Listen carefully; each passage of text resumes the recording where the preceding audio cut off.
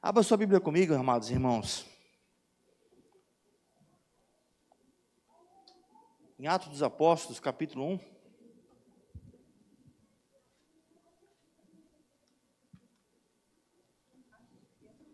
Atos dos Apóstolos, capítulo 1.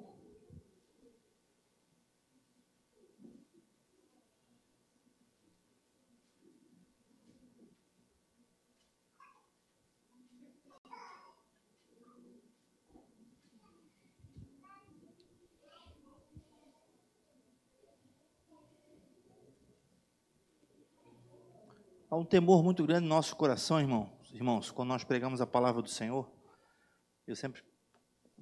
Esporadicamente eu comento sobre isso, né? Nós que pregamos a palavra, de trazer uma palavra que o Senhor quer falar com a igreja. Há um temor grande no nosso coração sobre isso. Então, eu confesso que a semana que eu vou pregar, eu fico, Senhor, não quero que seja mais uma palavra, apenas uma exposição, né? Também é tremendo, claro. Qualquer trecho da palavra que você abrir, você expor, você pregar, é maravilhoso. Mas poder ouvir a voz de Deus, saber o que Deus quer falar com a igreja, isso é uma coisa muito maravilhosa. E Deus vem falando comigo essa semana toda, irmãos, a respeito da segunda vinda de Cristo. E confesso que até a hora do louvor, eu ainda estava com dúvida até que ponto eu ia avançar nesse tema, mas todos os louvores praticamente falaram sobre esse assunto, né? E o Luan também falou sobre a vinda de Cristo. Então acho que Jesus quer falar com a igreja nesse tema. Amém? É um tema bastante amplo, né? Não vou estar explanando ele todo, mas eu creio que aquilo que o Senhor trazer para nós essa noite vai nos edificar muito. Amém? Atos capítulo 1, versículo... Vamos ler a partir do versículo 5. Versículo 4.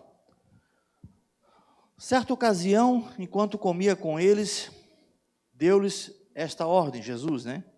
Não saiam de Jerusalém, mas esperem pela promessa de meu Pai, da qual falei a vocês.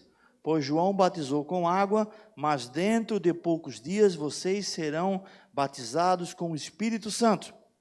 Então os que estavam reunidos lhe perguntaram: Senhor, é neste tempo que vais restaurar o reino a Israel? Ele lhes respondeu: Não compete a vocês saber os tempos ou as datas que o Pai estabeleceu pela sua própria autoridade, mas receberão poder quando o Espírito Santo descer sobre vocês, e serão minhas testemunhas em Jerusalém, em toda a Judeia, em Samaria e até os confins da terra. Tendo dito isso, foi elevado às alturas, enquanto eles olhavam, e uma nuvem o cobriu da vista deles, e eles ficaram com os olhos fixos no céu, enquanto ele subia. De repente surgiram diante deles 2 homens vestidos de branco, que lhe disseram: Galileus, por que vocês estão olhando para o céu? Este mesmo Jesus que dentre vocês foi elevado aos céus, voltará da mesma forma como o viram subir. Amém? Vamos orar ao Senhor? Pai, nós queremos abrir nosso coração, nossa mente a Ti, nos despojar de toda preocupação, de toda angústia, de todo sentimento que dispersa a nossa mente, para agora ouvir a Tua santa palavra, Senhor. Pois a Tua palavra vai nos consolar, nos edificar, nos transformar essa noite, em nome de Jesus. Amém. Irmãos, a Bíblia Sagrada, ela fala muito sobre a vinda de Jesus, sobre a primeira e a segunda vinda de Jesus. Na primeira vinda, Jesus, ele veio para resgatar, salvar, redimir a humanidade. Jesus, ele se fez carne. O Deus da glória despiu-se da sua glória, conforme diz em Filipenses 2, e assumiu a forma de servo, fazendo semelhante aos homens. E ele morreu na cruz pelos nossos pecados. Essa é a primeira vinda de Jesus. Jesus veio, esteve na terra, pregou, anunciou o evangelho das boas novas. E Jesus morreu por nossos pecados. E deixou a ceia como memorial, que nós faremos hoje. A ceia é um memorial da sua morte. Jesus falou, toda vez que vocês comerem e beberem, lembre-se do sacrifício que eu fiz. E o apóstolo Paulo fala, toda vez que comeres e beberes, lembrai-vos, até que ele venha. Não se preocupa com isso. E possa ter ou possa não ter, mas se preocupa na vinda futura, na vinda de Jesus. Porque a nossa vida, amados, aqui nessa terra, é uma vida de forasteiros. Estamos apenas de passagem. Não quer dizer com isso que você deve largar o seu emprego agora, deixar de estudar, porque Jesus está voltando. Não, continue a sua vida, da forma que você está, porém, mudando o seu conceito de vida. Muitos deixam tudo por uma realização de vida, esquecem até de Jesus. Esquecem até que Jesus voltará. Esquecem até que Jesus preparou um lugar na eternidade. Porque muitas vezes queremos preparar um lugar aqui na terra para nós vivermos bem. E esquecemos que Ele preparou uma morada para nós. A Jerusalém Celestial, ela é real, irmãos. A morada que o Senhor preparou para nós é real. Ele falou que iria para o Pai preparar uma morada para nós, irmãos. Isso não é uma alusão, isso não é um exemplo, isso é verdade, irmãos. É verdade. Nós não somos desse mundo. Estamos aqui por um tempo, irmãos. Por um tempo.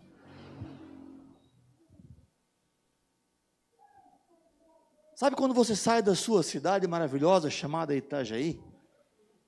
Todo itajaiense ama Itajaí, né? Itajaí é uma cidade maravilhosa, até as capivaras são mais felizes aqui. Não é verdade? Hã? É verdade, é verdade. Então assim, ó, quando você sai da sua cidade, Itajaí, você vai visitar outra cidade, não dá aquela saudade? Aí você pensa, não, daqui a pouco eu estou voltando, porque a cidade que eu amo é a minha cidade, é Itajaí. Irmão, nós estamos aqui nessa terra como alguém que está passeando, que está passando um tempo só. O nosso lar não é aqui. O nosso lar não é aqui. A nossa morada é com o Senhor. Ele coloca em nós um sentimento de saudade por um lugar onde nós nunca estivemos.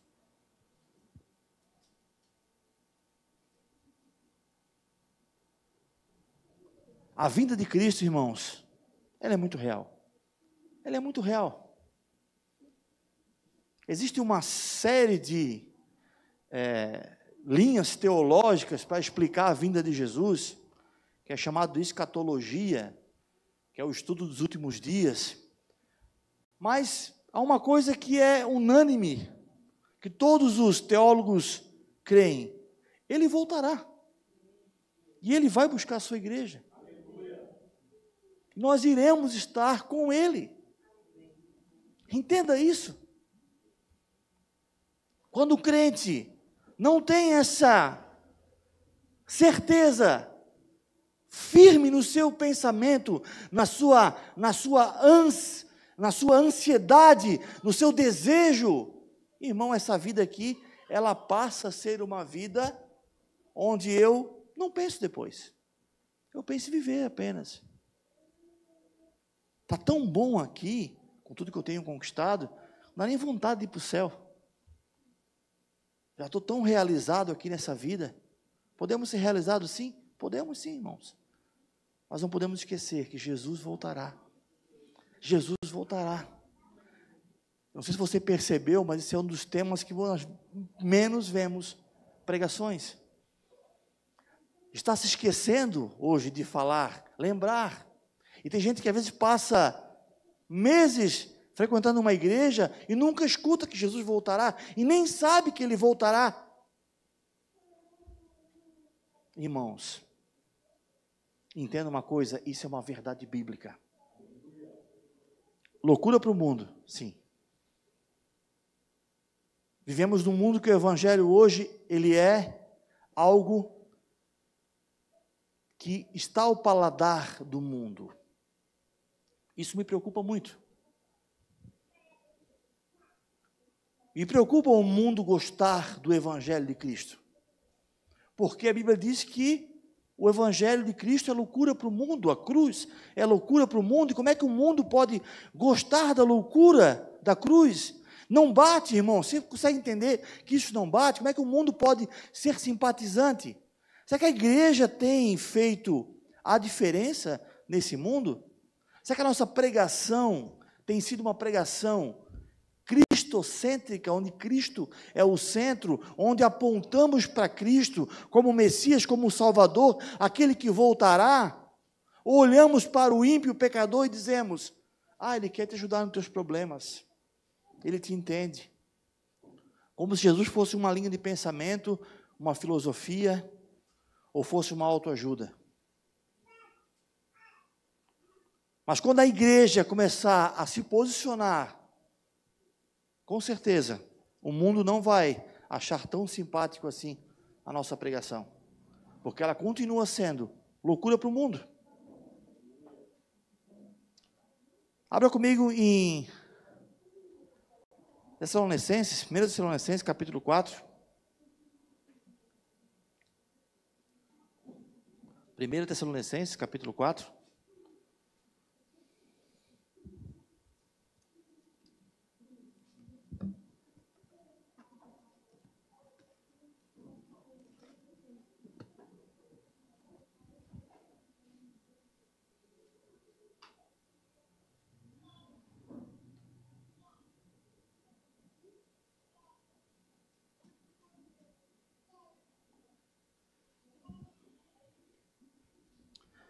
Versículo 13.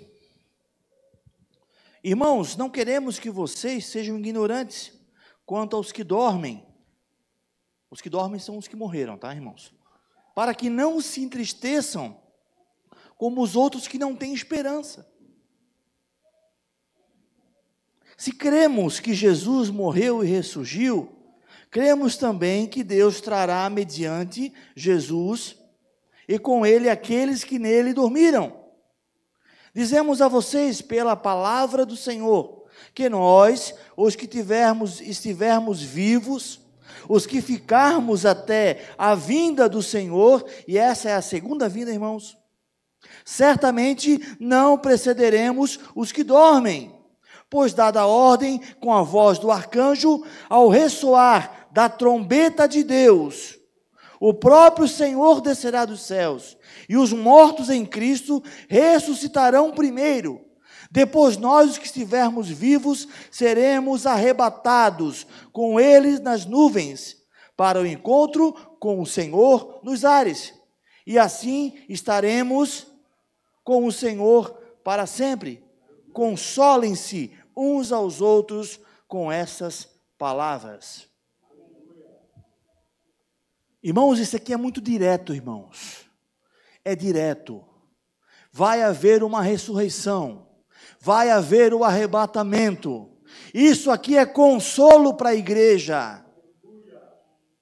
Está passando uma aflição, meu irmão? Seja consolado, Jesus voltará. Está passando uma dificuldade? Seja consolado, Jesus voltará. E não somente consolo para quem está chorando, mas consolo de alegria. Jesus voltará. E nós que ficarmos vivos, o apóstolo Paulo diz, porque ele cria que ele poderia passar pelo arrebatamento. Então essa esperança da volta de Jesus já era na época de Paulo, irmãos.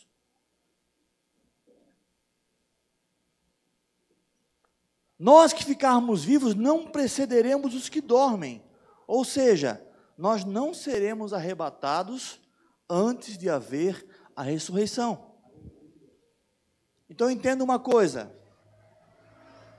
Sabe qual é o sinal do arrebatamento? A ressurreição dos mortos. Quem mora perto do cemitério vai ver de camarote. Amém, Cris de Leandro? Quem mora perto do cemitério vai ver de camarote. Como é que vai ser? Não sei. Não sei se vai explodir os túmulos, não sei o que vai acontecer ali, só que vai haver um barulho, irmãos. Vai haver um barulho. Isso vai ser o sinal do arrebatamento. Por quê? Primeiro haverá ressurreição. Mas, Roberto, como é que vai ser esse negócio? E o camarada que morreu lá há centenas de anos, que nem tem mais nada do corpo dele. Irmãos, é corpo glorificado. Isso vai acontecer, irmãos. Esse tipo de coisa não é palatável para o mundo. Isso é coisa de louco. Sabe por quê? Porque a cruz é loucura. A pregação hoje é uma pregação muito emotiva, muito coach, muito levando para o lado da cura da alma. E não se fala da Bíblia.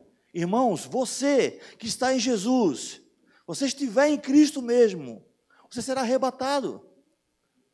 E aqueles que morreram em Cristo ressuscitarão. Essa é verdade, irmãos. Essa é verdade. Para quem está ouvindo esse tema pela primeira vez, não tem muito entendimento, eu vou explicar o que é o arrebatamento.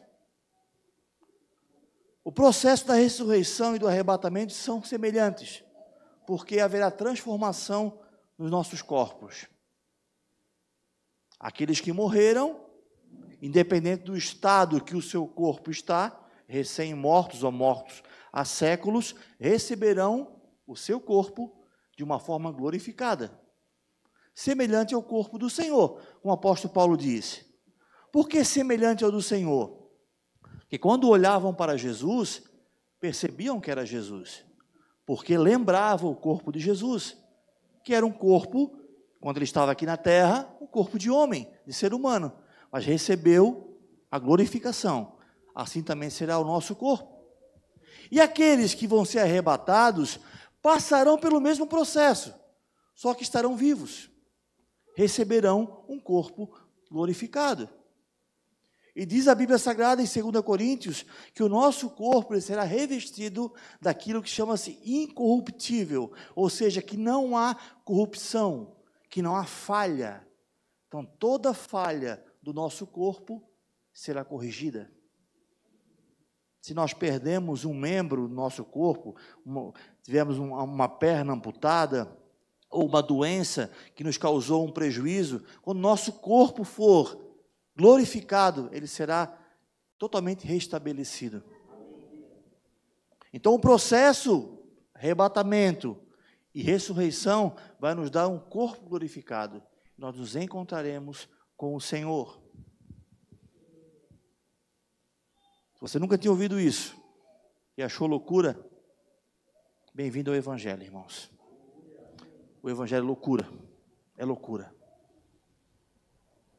Se não cremos nisso, como vamos crer que Jesus ressuscitou?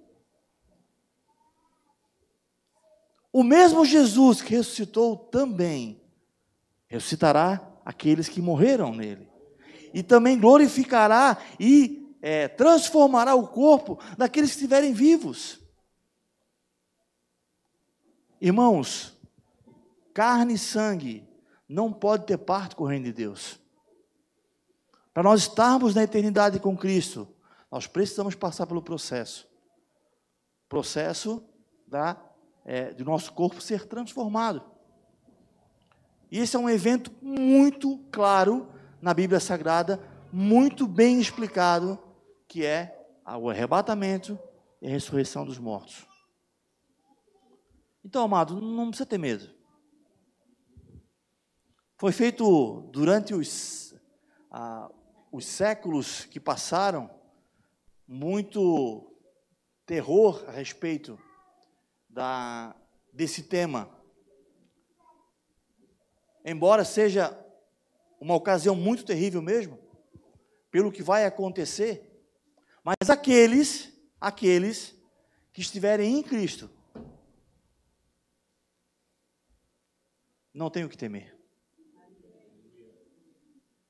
Aqueles que estiverem em Cristo, aqueles que forem selados pela redenção de Cristo, não tem o que temer.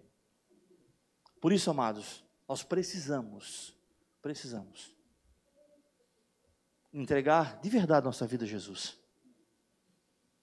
Nós precisamos ter o temor do Senhor, o temor da palavra do Senhor dentro de nós. E entender que tudo que está na Bíblia Sagrada, irmãos, tudo é verdade e um dia vai se cumprir. Há muitas profecias na Bíblia Sagrada que já se cumpriram. Algumas estão se cumprindo nos dias de hoje. E outras estarão se cumprindo dentro de pouco tempo.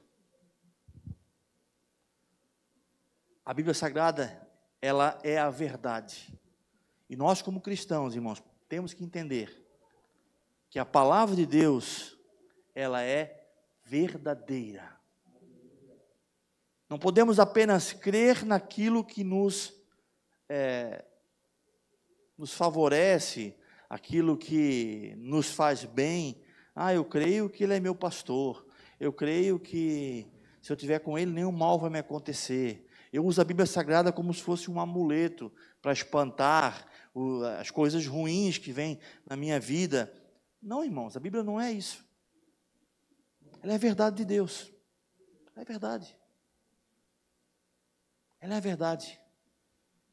Nós precisamos entender que essa verdade não nos traz apenas uma vida nessa época que nós estamos agora, o que vivemos hoje, mas sim aquilo que viveremos também no futuro.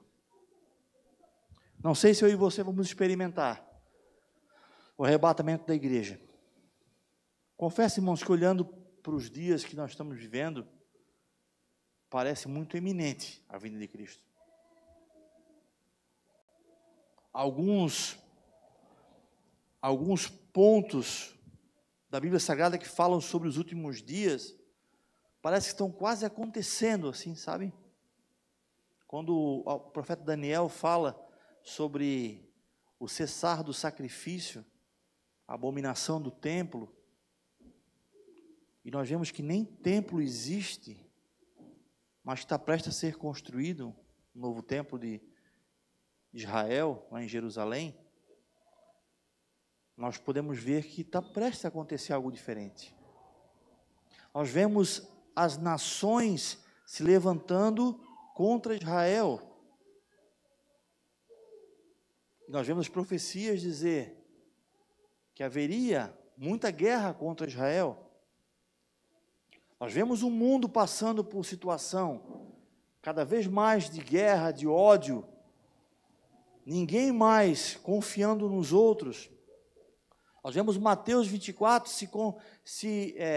cada vez mais se concretizando, que o aumento da iniquidade esfriaria o amor de muitos.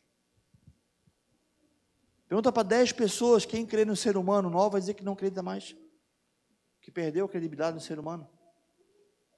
Que é tanta mentira, tanta iniquidade, que o amor das pessoas está se esfriando. Então, irmãos, é muito provável que nós passaremos por esses últimos dias. E precisamos estar aguardando a vinda de Cristo com uma noiva preparada. Uma noiva que anseia. Como aquelas 5 virgens prudentes que esperavam o noivo com as suas lamparinas com óleo. Precisamos estar aguardando a vinda de Jesus, preparados até, se necessário, irmãos, para dar a vida por Cristo. Pastor, aí tu está exagerando, né? Eu não sou melhor do que Paulo, não sou melhor do que Pedro, não sou melhor do que Tiago, que os irmãos foram comidos pelos leões. Não sou melhor, irmãos. A igreja passa por uma fase de um grande status social. Infelizmente, Por que infelizmente? Porque se tem vergonha de falar do amor de Deus e da verdade bíblica. Estamos dispostos, eu e você, a morrer por Cristo, irmãos? Diz a Bíblia que vai acontecer uma perseguição mundial. Estamos dispostos a dar a vida por Jesus? Pequenas coisas, às vezes, nós não conseguimos renunciar por Cristo. Será que chegamos ao ponto de derramar sangue para não renunciar à nossa fé? Isso não pode acontecer, pastor. Está acontecendo já, irmãos. Na China comunista tem gente morrendo. Gente que não quer negar a sua fé morrendo. Tem cristãos sendo presos em container. Em países onde o sol é 50 graus, eles ficam cozinhando dentro do container. E não estou falando isso para você ficar sensibilizado não, irmãos. A nossa realidade aqui no Brasil é outra. Não sei por quanto tempo, mas é outra. A verdade é que um dia vai acontecer de que todo o povo de Deus será perseguido. E qual será o nosso posicionamento? Vamos levantar a mão, vamos dizer? Vem, Senhor Jesus. Vamos cantar para Ele, será? Enquanto nos ameaçam com um revólver na cabeça? Vem Jesus, Maranata, hora, vem Senhor Jesus. Ou vamos dizer, não quero mais Jesus, eu quero viver com a minha família, não, eu renuncio à minha fé. Qual será o nosso posicionamento, irmãos? Que essa palavra mexa com a nossa vida, irmãos.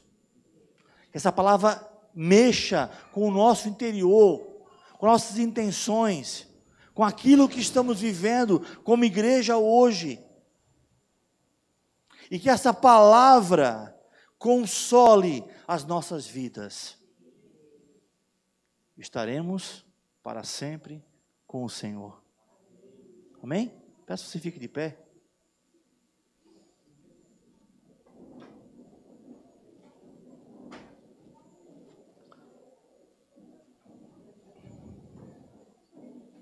Se o louvor puder ministrar uma canção, quero convidar você para pegar um cálice e o pão. Você possa trocar com outro irmão.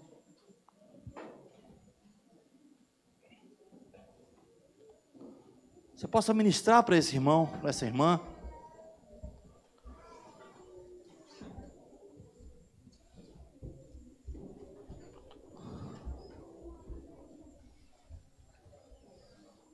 Reafirma a sua fé em Jesus. Reafirma o seu amor por esse irmão. Diga para ele, Jesus voltará, meu irmão.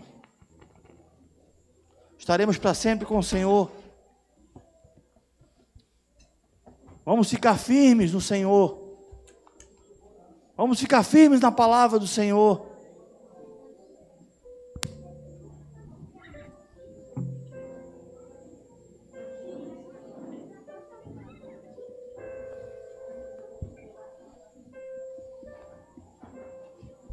Antes de você comer e beber, que você troque esse cálice, esse pão.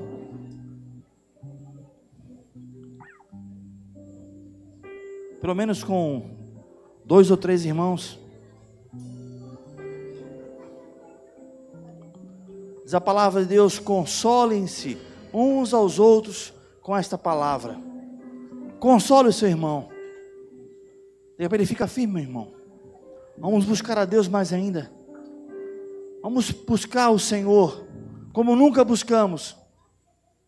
Vamos ter coragem de anunciar o Evangelho. Vamos ter coragem de proclamar a nossa fé em nossa família, com nossos amigos, nosso trabalho. Irmãos, Jesus está voltando. Jesus está voltando.